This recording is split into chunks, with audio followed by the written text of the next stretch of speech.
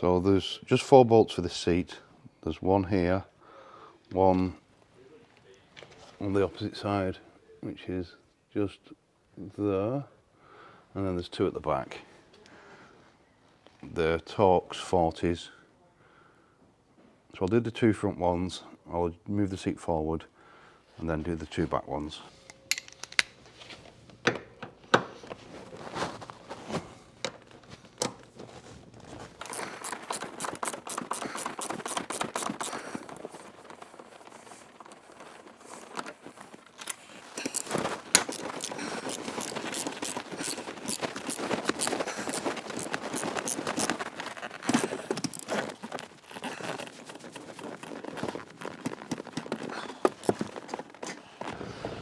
That's 2 front ones done.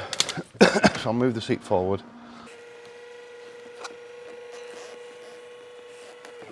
I'll lift it up to its highest point to give me more access.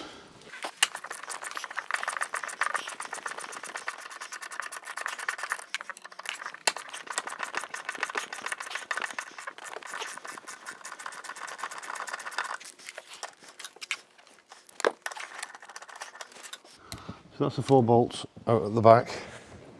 I'm going to put the seat back into its middle position so the runners aren't sticking out either side. Drop it a little bit, in fact I'll lift it up all the way. I'll just tilt the seat back.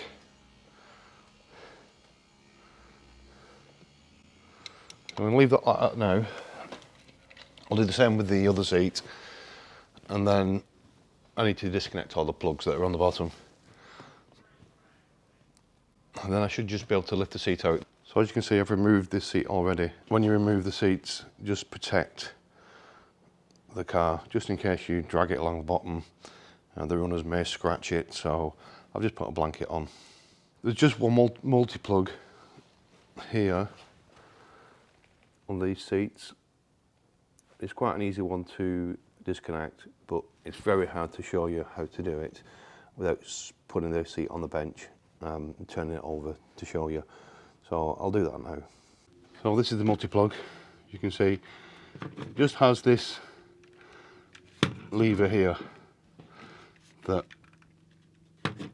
these tabs here, you just pull out sideways and then the plug actually releases itself. So it's quite simple to do. Obviously fitting it is the opposite. You push it into place and then push that tab and it locates.